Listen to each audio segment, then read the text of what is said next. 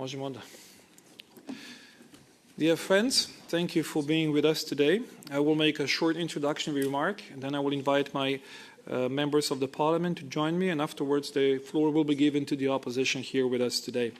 I think it's remarkable to have the whole opposition gathered in Strasbourg in our European Parliament. So, dear colleagues from the European Parliament, from SD and Renew, dear colleagues and friends from Serbian Parliament, dear journalists and guests, dear citizens of Serbia. It is a great honor to welcome you all here today in the European Parliament. And it is an even greater honor to extend a very warm welcome to our distinguished guests from Serbia. I mean leaders, politicians and representatives of the democratic opposition from all pro-democratic, pro-European Union parties who are with us today. The European Parliament has always been clear and vocal about the situation in Serbia. We have spoken with one voice in condemning democratic backsliding, media intimidation, and the erosion of the rule of law. And in recent months, we have strongly condemned the shocking escalation of violence by the police against peaceful citizens. Let me repeat it here today. Violence has no place in democratic life. Peaceful protest is not a crime. It is foundation of democracy. I also want to make a salute to courage of Serbian young people. Many of us will remember the remarkable students who cycled all the way to Strasbourg in April and those who ran to Brussels in May. They carried with them a message of hope, dignity, and determination. Determination to live in free Serbia, a democratic Serbia, and European Serbia. Their voices inspired us, and today their courage continues to inspire millions of citizens watching in Serbia. Because this session is not only for those in this room. We are being watched live today on television in Serbia.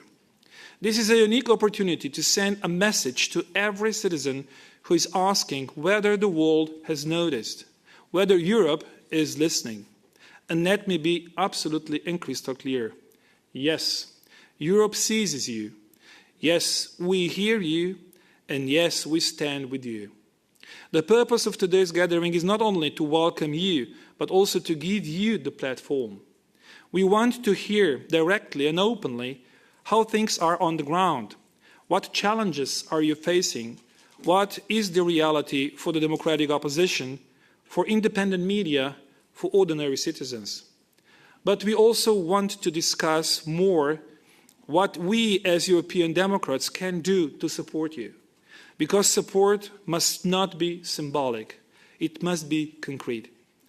A democratic Serbia is not just a domestic issue. It matters for the entire region, and it matters for Europe. A Serbia that respects freedom, democracy, and the rule of law is essential for a stable, progressive, and peaceful Western Balkans. So let me be open to today's event with this. Today, this event is your platform. We are here to listen, to engage, and to tell you that we are standing with Serbia's democratic voices, today, tomorrow, and as long as it takes. Welcome to the European Parliament. Welcome to the European home. Thank you very much. Now let me give the floor to my colleague from SD. Oh, sorry, she will be joining us a little bit later on. So let me go to my friend from Renew, Helmut Brandstätter, who has been tireless voice for democracy, not only in Serbia, but across the Union. Helmut, please. Thank you very much.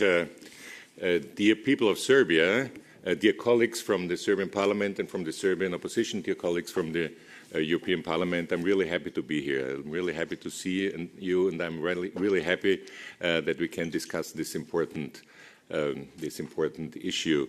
And I want to start with the Serbian students and with all these people who are going to the street and with all their courage, and I'm really so much impressed. Because I have to tell you, when I was a student, I also was in student union, and we could freely, express our will. We could have our demonstrations, and we could act at the university.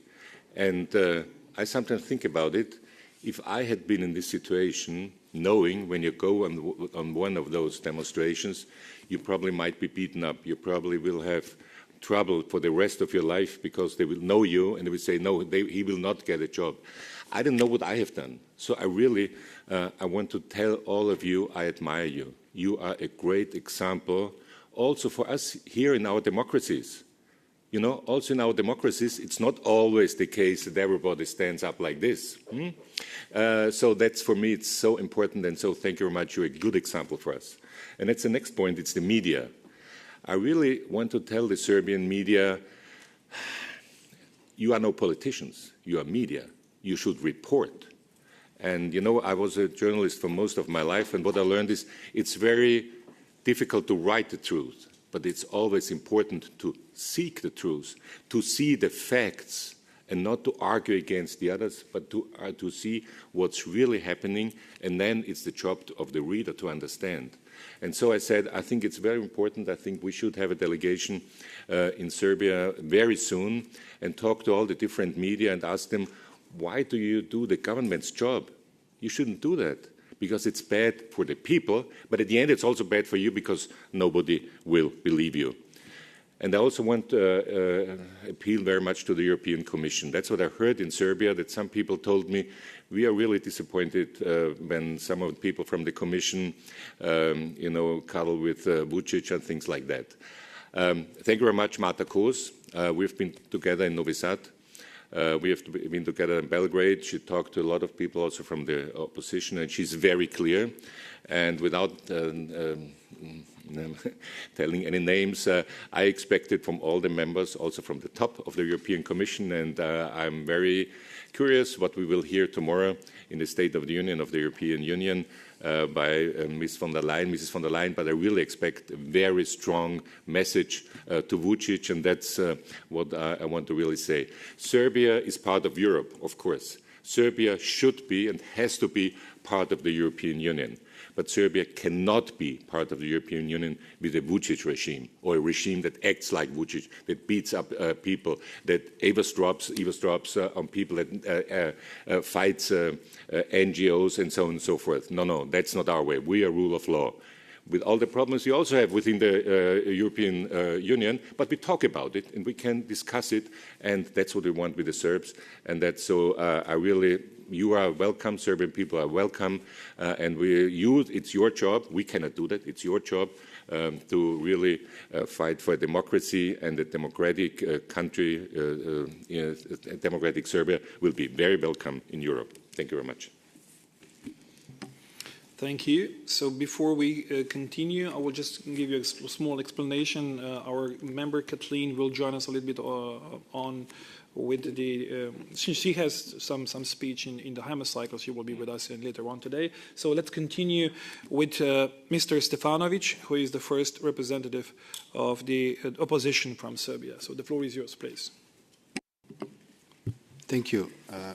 I hope you can hear me. Well, thank you so much for this great opportunity, and it's an honor and privilege to be here in European Parliament, an institution of European Union that was always outspoken, that was never silent, and if there was any support to Serbian people and Serbian students, if there was any criticism toward Vučić government and regime for 13 years, it was coming from this noble place. And thank you so much for your efforts, personal, political efforts, your presence in Serbia, and standing together with Serbian people in our struggle for better, freer, and democratic Serbia, a country in which there will be finally rule of law and responsibility for criminal activities that are plaguing our society right now. Of course, there is always a question what is happening right now as we speak.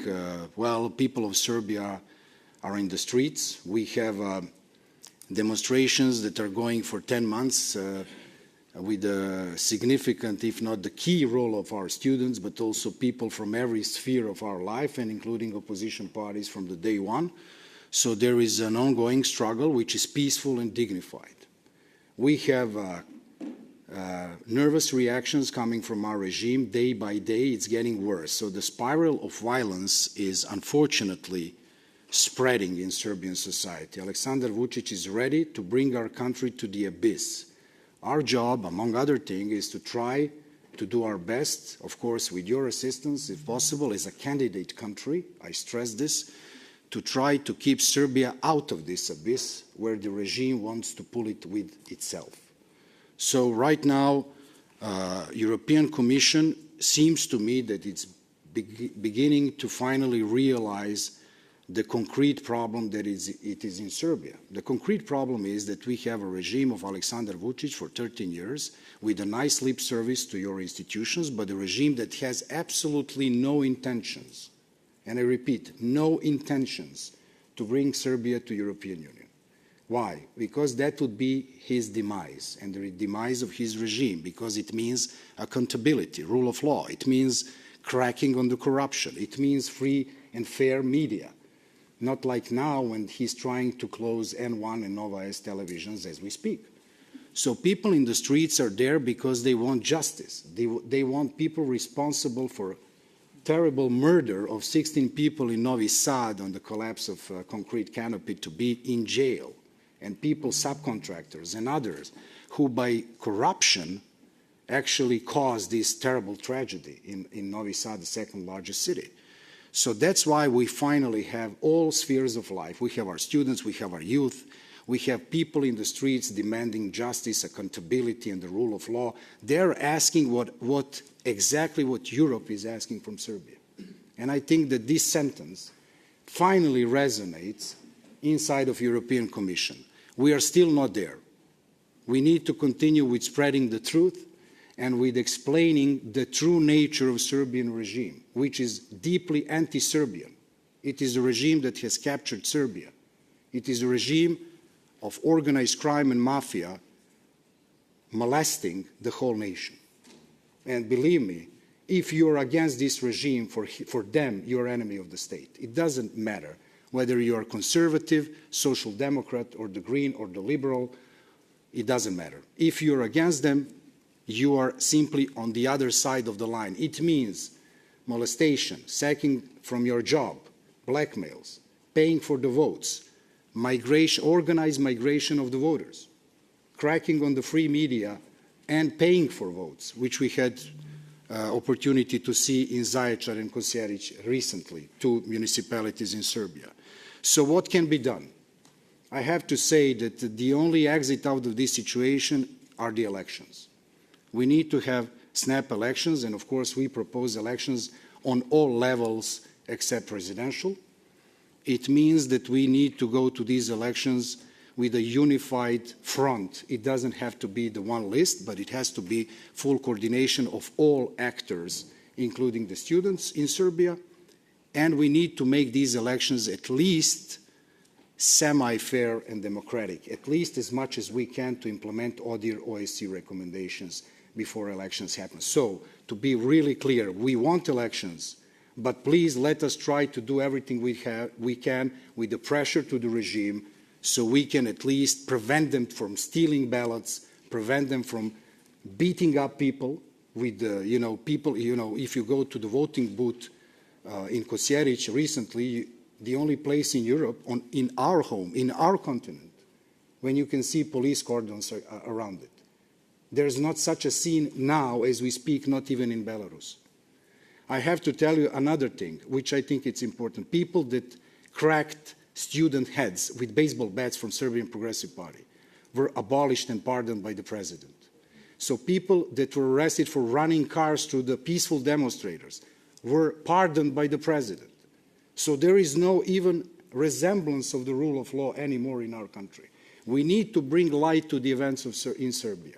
We must not allow the regime to do whatever they do in the dark. That's the best place for them. They want to do it in the dark while talking to you that everything is perfect, talking about reforms, talking about growth plan that are non-existent. And of course, I would take opportunity to send a pledge to you.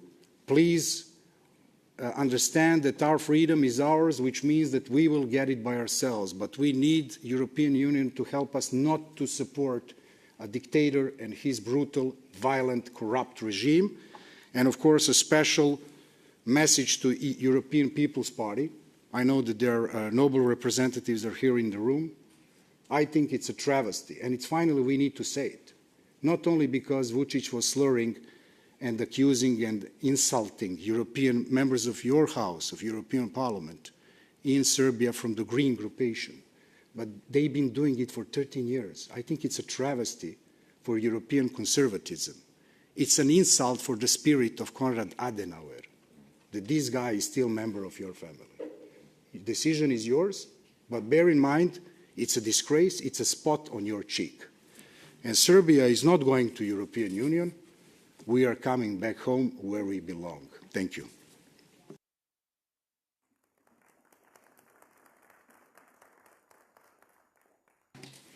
Thank you very much.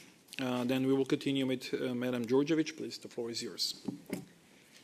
Honourable members of the European Parliament, distinguished guests, dear colleagues, dear peoples of Europe and Serbia. I wish to thank S&D, Greens and Renew for organising this discussion. Serbia indeed is at the crossroads. After 13 years of the Serbian Progressive Party, Serbia has moved not closer to the European Union, but further away, from semi-consolidated democracy to authoritarianism, from Brussels to Moscow and Beijing, and from stability to instability, of which the key guarantee is Aleksandar Vučić. The discussion comes at a time of widespread revenge of our Minister of Education against school teachers that have been losing work contracts for their support to the student movement and demands. After horrendous occupation of University of Novi Sad by the police in an unprecedented attack on university autonomy, and after Vučić openly threatened and offended members of the European Green Party and European Parliament as scum. Favouring the stability over democracy policy in the EU allowed SNS to more easily drive Serbia to authoritarianism, altogether with the continuous anti-EU propaganda from the ruling party serving to cover up deep corruption and criminalisation of institutions, portraying the EU as anti-Serbian, weak and in crisis, while Russia and China are true friends. This is a consequence produced the lowest ever support for the EU integration process by the Serbian citizens who perceive that this bad governance and impunity has been rewarded by the European Commission. When the line of bad governance and impunity has been crossed? For me personally, that was already in 2016 when the ruling party suspended the state and the rule of law. But let's fast forward 9 years of civic mobilization to the last 10 months of protests led by the student movement, probably the longest peaceful protest in recent world history, to which the regime responded with decreasing repression and deeper polarization, and ask whether the line was crossed when a sound cannon was fired at a peaceful crowd of 300,000 people during the mass protest on March 15, while authorities refused to investigate it and punish it. Or was it when President Vučić publicly said it was all right to run over those protesters blocking the streets, or when he pardoned those who listened to him and indeed ran over peaceful protesters, mostly female students, or beat them with metal rods? Or when the President, in a recent letter to Ursula von der Leyen, dismissed allegations of Nikolina Sinđelić, a student that endured physical violence and explicit threats of rape by the commander of the Special Protection Unit, saying that Sinđelić falsely presents herself as a student, whereas she is actually a political activist, as if as such she would be unworthy of protection. Besides the common dehumanization of all of us in political opposition, there is a state-enabled strategy to intimidate, silence and delegitimize women, of which Sinđelić happens to be a student of mine, is a paradigmatic case. Was the line crossed when the Speaker of the Parliament, Ana Brnabić, blamed the citizens, absurdly claiming that the collapse of Canopy was staged as a diversion and a prelude to unrest and a so-called coloured revolution? Whatever is a red line for you, after all of this, it is impossible to resolve the deep crisis by returning to the old status quo and with the same government actors as those currently abusing power in Serbia, as they have completely lost credibility, but also control and any moral compass. That is why the demand for early elections, free and fair as much as possible, is a demand for a peaceful, democratic transition of power that is sorely needed in Serbia. Without stronger involvement of the EU, clear condemnation of the violence and repression against citizens, students, teachers, universities, political parties, civil society and professional media, the situation might escalate even further, leading Serbia in a dangerous direction. The EU cannot ignore this. Serbia is a candidate country wishing to join. I want to reiterate the demands of the Green Left Front and the Movement of Free Citizens recently presented to the President von der Leyen, High Representative Kallas, and Commissioner Kos. We demand a clear and unequivocal condemnation of police brutality and the actions of other state bodies and illegal paramilitary groups. Exert political influence on the Serbian regime to immediately cease bringing false charges of terrorism and attempts to overthrow the constitutional order against civilians and activists, practices that resulted in prolonged detention and torture. Sanctions, including travel bans and asset freezes against key regime figures and connected persons who have endorsed and organized violence for months. Aleksandar Vučić, Ana Brnabić, Miloš Vučević, Đuro Macut, Ivica Dačić, and many more from police officers and officials involved in torture and abuse. Review all EU development assistance to Serbia and investigate if EU taxpayers' money is used to support the regime's corruption and its security apparatus, since such assistance is currently perceived as proof of legitimacy and evidence of EU support for the regime.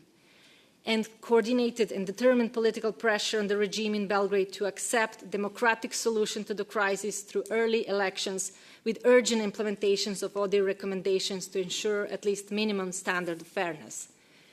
As the EU should defend European values, it should also care and support for those in Serbia expounding those very same values for months, searching democracy, rule of law, social justice, accountability, and academic freedom.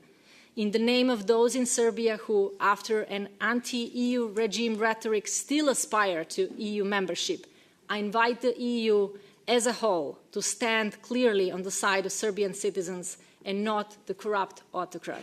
Thank you.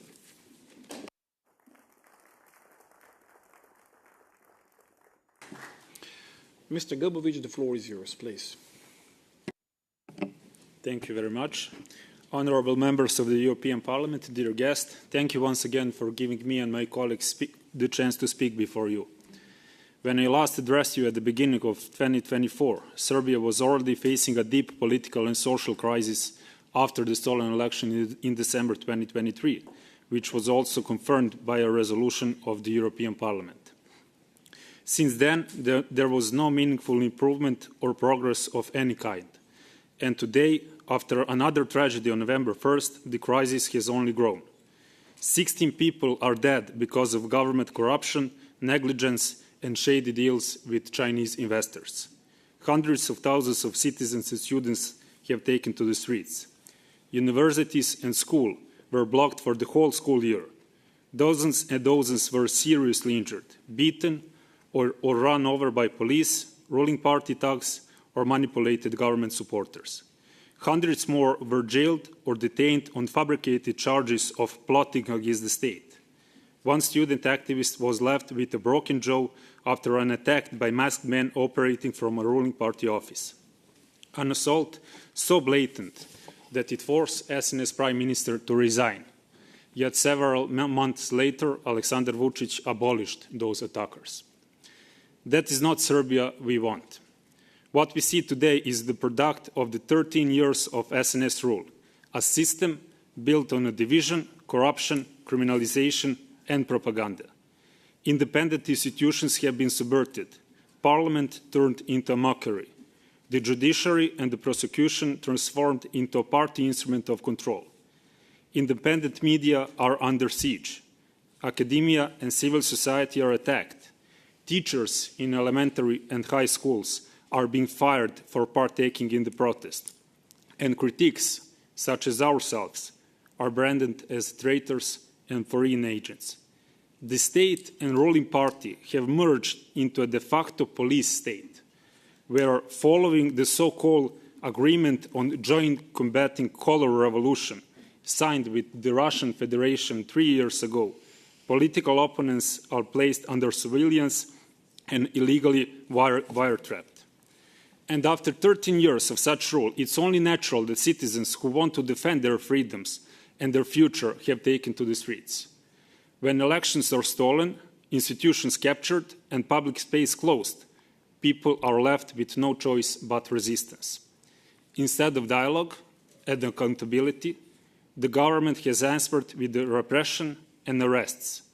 The turning point, the moment this regime lost any legitimacy as a political counterpart, came on March 15, when an illegal sonic weapon was used against peaceful demonstrators during the largest protest gathering in Serbia's history. We believe that this struggle for freedom, democracy, and human dignity is very essence of the European Union. And we are grateful to this Parliament, and especially the groups represented here, who have recognized that and stood with citizens of Serbia. But words are no longer enough.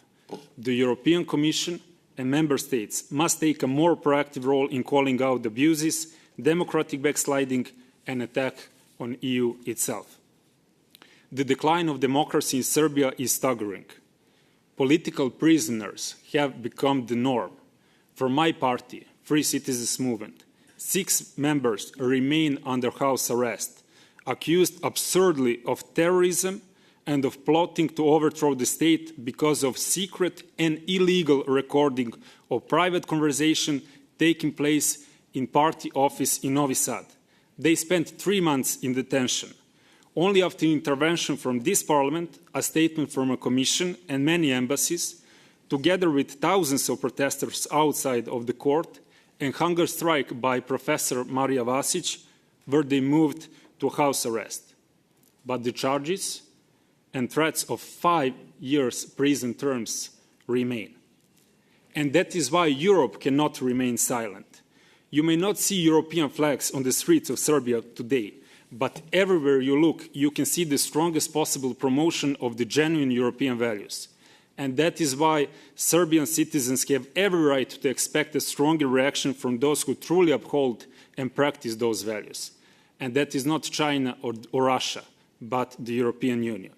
And that is why we ask you, do not punish Serbia or its citizens, and do not close the door to our European future.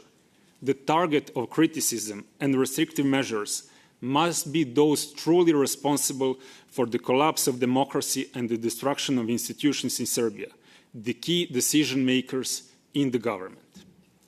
We strongly believe that the European Union cannot be complete without a stable Western Balkan, but also that the stable Western Balkan is not possible without democratic Serbia. And that is why Serbia's struggle is not only about our own future, it's also about the credibility of the European project.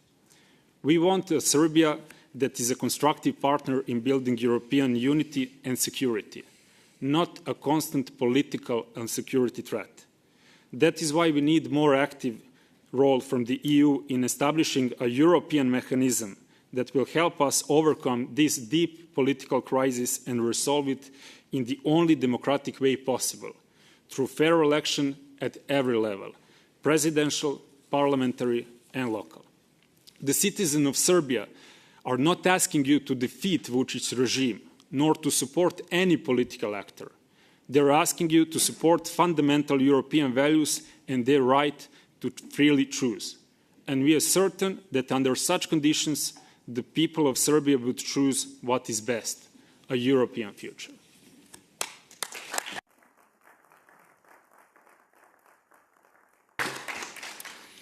So up to now, we had the privilege to listen to 3 representatives. The first one was Borko Stefanović, Party of Freedom and Justice.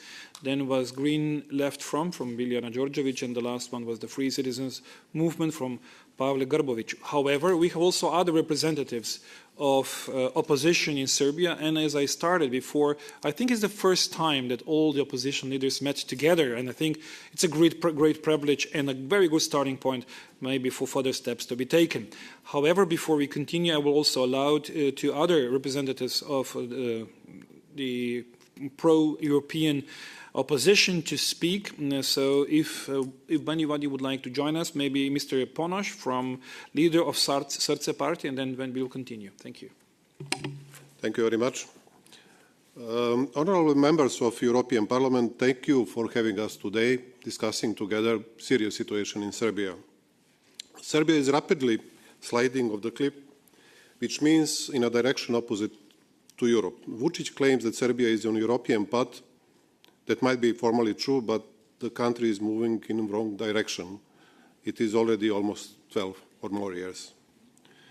The chance of halting this decline before it turns into free fall, diminishing, developments are accelerating too fast, and our negative experience from the Milosevic era serve as warning. There are clear indications that history is repeating itself. This is hardly surprising given that Vučić once served as Milosevic's Minister of Propaganda. Serbia, as the most significant country in the Western Balkans, has the potential to shape the regional situation both positively and negatively. We already have historical experience with both outcomes. If developments are left solely to domestic dynamics and balance of raw power, I mean not democratic political forces, Serbia will likely fall off the cliff. Since November 1st last year, as police representatives officially said, there was something more than 23,000 public gatherings in Serbia. Initially, people protested against corruption. After that, it was protest asking for free and fair elections, early elections, in addition to that initial request. And finally, now we have protest to just protect the right to have protest, to be on the streets. Why things will go wrong if left solely to domestic dynamics? The government has a track record of being unwilling to engage in dialogue, compromise, or respecting agreements. We are dealing with the authoritarian regime. Vučić alternates between conciliatory and hostile tones, which in essence is tightening control. This tightening has grown exponentially and accelerated dramatically since November 1st. He resorted brutal political violence, in mass protest in March 15, when over 300,000 people gathered. Sonic weapons was used against peaceful demonstrators, as you already know, and he continues to deny this, even he seeks justification from Russian FSB. And we can call it crime against humanity, because he was shooting, evidently, on civilian protesters, endangering their health. More than 3,000 people asked for medical help. March 15 also remarked the beginning of systematic police repression and disproportionate brutality against students and citizens. Repression is carried out not only by uniformed police forces, but also by plainclothes police officers without identification.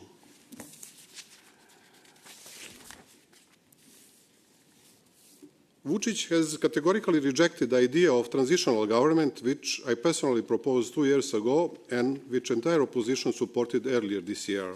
He categorically rejects foreign mediation. He now rejects even the idea of early elections, hoping instead that time will weaken the student movement and the opposition.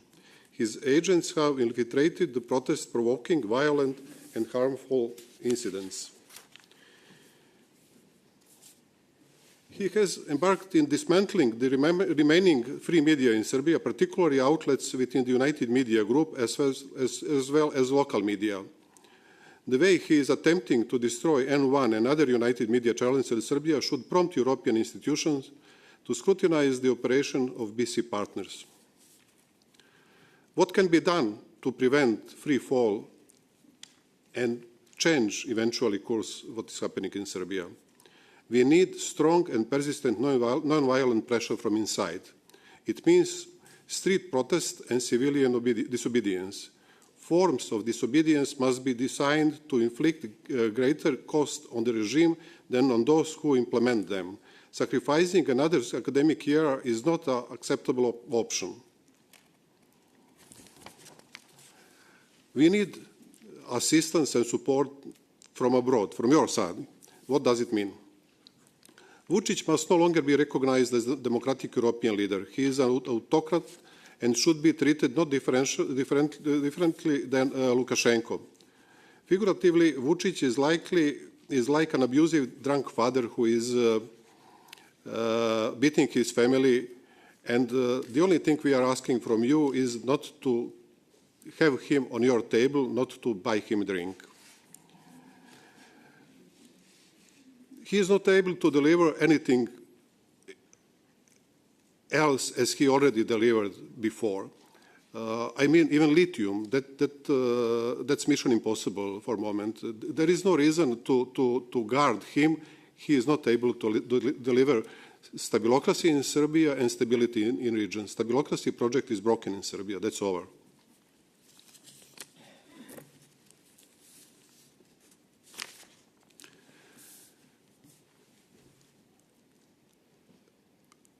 What could be done concretely from European side? I appreciate merit-based approach, something that Marta Kos is always asking for. There is no reason to give any credit to Vučić regime anymore. Merit-based approach should work. Secondly, we believe that only EU can be honest broker and mediator in resolving situation in Serbia peacefully. Thirdly, we need whatever kind of support in protecting free media in Serbia from European side. Finally, it's time to put serious pressure on regime. What does it mean concretely? I believe that personalized sanctions against prominent persons of this regime, initially against police officers who were ordering brutal attack on ordinary people, on citizens on the street, they should be banned to enter European Union countries.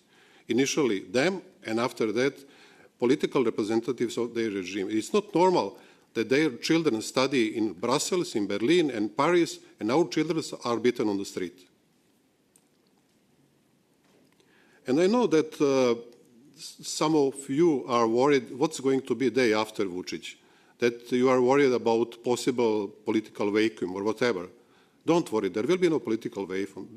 There will be a political democratic process in Serbia. People are ready to be engaged, not only on the street, but in political life. And please don't be disappointed by Serbia today. There is no reason to be disappointed by Serbia. It's a reason to be disappointed by Vučić. And Vučić is not Serbia. It's obvious now for everybody. And it's good news today that we have a statement by Manfred Weber this morning, finally, that EPP is going to reconsider the status of a Serbian Progressive Party inside EPP family. We were waiting so long to have that kind of statement finally. Thank you very much.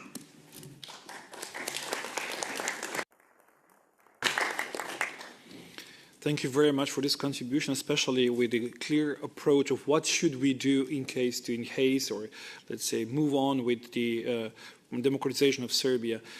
Ana Jakovljević, may I ask you to join us with this debate? Thank you. Thank you very much. Esteemed members of the Parliament, ladies and gentlemen, thank you very much for this opportunity today to share our experiences in the situation in Serbia. And my colleagues have already covered many issues that they are struggling with in the past 13 years in Serbia. I would like to remind all of us that the European Commission, in its latest non-paper on rule of law, describes Serbia as a country with high political pressure on the judiciary, high pressure on civil society, absence of free media and free elections, and high level of corruption in the public sector. The collapse of Canopy in Novi Sad on 1st November last year, when 16 people tragically lost their lives, has become a symbol of the weakness of Serbia's legal and institutional order. As you know, this incident sparked mass student and civic protests that have been going on for the last 10 months all around the country. Instead of meeting the requirements of students and citizens, the government has chosen to apply brutal police force against peaceful protesters. How far this brutality goes shows a case in which one police unit, which has no authority to take actions against citizens, has captured, among the others, students Nikolina Sinđelić and Stefan Zdravković, beat them up, smashed their phones and cameras, and the unit commander threatened to Nikolina that he would rape her. Nikolina and Stefan are also activists of the People's Movement of Serbia. But as my colleague asked, is it justified to be that Nikolina is threatened to be raped by the police officer just because she is expressing her political opinion? During the past 13 years, the regime, once rooted in the radical values, while pretending to be pro-European, destroyed all mechanisms which are in every democratic society aimed to limit and control the power of the government. All those who have different opinions are by the highest state officials called Nazis, Ustaše, and foreign mercenaries. Teachers are getting fired and state universities are under the threat of closing. For the chaos which they create, Serbian state officials are blaming the European Union, saying that in Serbia is in place color revolution, which is financed by the Europe. However, when they meet with the European Union officials, they keep repeating their commitment to Serbia's EU integration, only in order to continue receiving money from the EU funds, but any substantial change in the integration process is not on their agenda. I would like to remind all of us to some of the key values of the European Union: freedom, democracy, rule of law, human rights, and peace. If we want to stay faithful to them, the governments of the potential member countries should always be monitored if they essentially comply to those values, and sanctioned if they fail to do so. Cultural heritage and values of the Serbian people belong to Europe. Despite that, for 13 years, those values are trampled by the government, while at the same time it promotes corruption, criminal behavior, violence, limitless power, pressure on judiciary, journalists, and civil society, and persecution of the opposition politicians. People of Serbia are tired of this. But because of that, they had no choice to defend values and ask for justice on the streets. Martin Luther King said, "Injustice anywhere is a threat to justice everywhere." Esteemed members of the parliaments, if someone chooses today to stay silent and look the other way, stability and prosperity of the whole region would be jeopardized. If someone chooses to look the other way and silently provide the support to the autocratic regime in Serbia, it could share the responsibility for any escalation which might happen in the future. The only thing necessary for the triumph of evil is for good men to do nothing. Good men of Serbia will continue to fight for justice, rule of law, human rights, and values they believe in. We need a concrete support from the European Union. We ask from the EU to support a justified fight of the people of Serbia and the request for the elections, because the regime of Aleksandar Vučić has no legitimacy to run the country anymore. And people of Serbia deserve to live in a democratic society in the 21st century.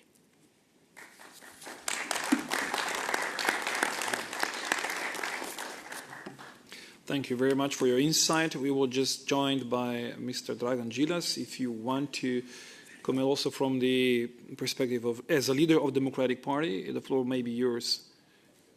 No? Okay. Okay. He already spoke in the main. Okay. So if there is anybody else who would like to make a contribution from the democratic opposition in Serbia, this is now the time. If this is not the case, I will give the floor to my colleague, Kathleen, who joined us a little bit later because she had some debates today. Yes, so Kathleen, you are more than welcome to join us. Thank you very much. I'm not going to give a long speech because the whole idea of this initiative is to listen to you. Huh? And first, let me apologize for being late. I was in a debate on Gaza, which is, of course, also a very pressing issue that we need to be very active on. And I'm not going to look at any comparison between what's happening in Gaza and in Serbia. But there is something that connects it together. That is democracy and international law and the rule of law. And you see that more and more. It's happening in the United States. It's happening in the Balkan, in Serbia. It's happening. We have just in a few minutes the president of Moldova in our plenary.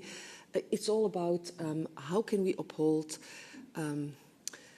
democracy and international law, and that is so crucial. Let me underline that, and I think it's very, very important that democratic parties in the European Parliament, also threatened by extremism, that they work closely together, and that's why it's so important. And I welcome very much this initiative. And as been mentioned, It is a form of relief that in the EPP things are moving in a better direction, because we will need the EPP to create democratic majorities, and we have to really pull them out of the alliances with anti-democratic forces, both in the European Parliament as in countries like Serbia, and I think we can help each other in that way. It was important to listen to you today, and although I wasn't here all the time, I have my spies here, so I do know what you've all talked about, and it's important for our debate later on today, because as a European Parliament we need to be outspoken to push the Commission in the right direction. It's been mentioned, the role that Marta Kos has to play, the role of Ursula von der Leyen, but also the role of Antonio Costas, and we can push, and we can most push in our own group, and that's why from the S&D you need to ask of us to have a good relation, but also push Antonio Costas not to appease, has been mentioned, the Vučić regime. That is extremely, extremely important, and we're working on that, and I think I would like to make appreciation for the work that Marta Kos is doing in a very difficult situation in a commission led by Ursula von der Leyen, who doesn't seem to understand what is happening in Serbia, or doesn't want to understand what is happening in Serbia. And it's a very difficult commission, and Marta Kos is pushing, and we need to support her in that way. The last point I want to make, but I see it here together. Politics often is reflected in a lot of conflict and a lot of shouting, and the more extremism there is, the more shouting there is. We see that every day in the European Parliament. But the only way to solve problems is to work together, and I think it's very important that the Serbian opposition is working closely together in the upcoming months, and hopefully elections to come. And I know in elections it's a zero-sum game. I know that, we know that, we all know that. But at the end, it's important that the democratic forces join together. It's important for the future of Serbia, but it's also important for the future of Europe, because there will not be a decent enlargement if Serbia is not on board. We need you. Thank you.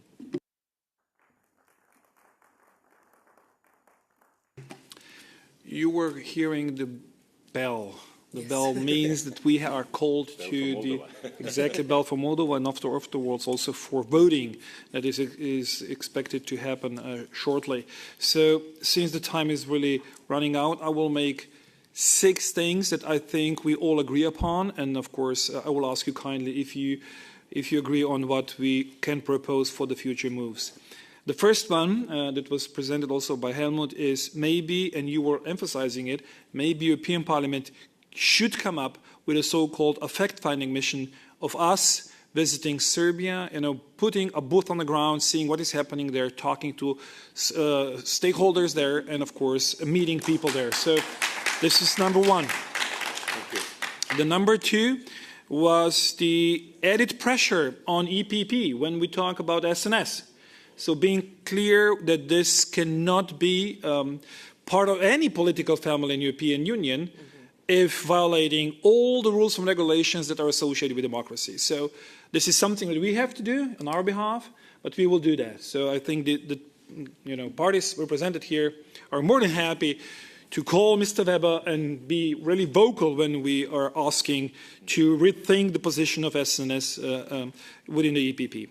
The third thing is asking the European Commission to rethink about further financial support of Serbia if nothing will happen shortly. I think this is also something that was put on the table, and we can do that, being straightforward. I also am in touch with Marta Kos. You would know, we are both from Slovenia, so we'll try to coordinate things. But yeah, this is the moment when we really have sent a very vocal plea or let's say even demand to the European Commission. Things are not in order, so let's rethink everything. Then the fourth is the more support to the free media. So what can us do, or what could be further steps by the Parliament as well? It's maybe under construction, but we will continue to debate also with media representatives. So if there is anything you have in mind, we are all open for your suggestions. But as we already were clearly, without free media, there is no democracy, and with no democracy, there is no progress of Serbia towards the European Union. So let's talk what could be done more. And the fifth, thank you. The fifth are the possible sanctions about people who are violating and are responsible for violation of rules of law in Serbia. So whoever is ordering, beating up protesters, and who is executing these orders, this should be a person that we should consider putting them under the sanctions of the European Union. Maybe only small one will be, not being able to enter the European Union. But, we should start from somewhere. And I think this will be then a next, let's say, recommendation from the European Parliament. And finally, we have to come up with the reform of legislation considering the election law in Serbia before we talk about elections per se, because you would agree with me, with no reform of this legal framework, then there is not really much to do. To be blunt, we know who will win the elections that way. So, to prevent that, we have to put that also on the table, and we will do whatever we can to do so. So, these are the 6 points. These are the 6 points that I can come up with. So, if you agree on them, let's work on them. I would say let's give us like 30 days. And then after 30 days, let's reassess how far did we come with all these suggestions. And I'll be really willing to be always available for you, being a point of contact for further steps. And let us see what could be done in 30 days. So this is for today. You are all invited also for the debate of Serbia. This will be continuation of this exchange also within the hemicycle. You are more than welcome to be with us today. And of course, if there is anything in the meantime that can be done from the European Parliament, we are here to serve you because we consider you, even today, as the European citizens. Thank you very much. Okay. Oh, thank you very much.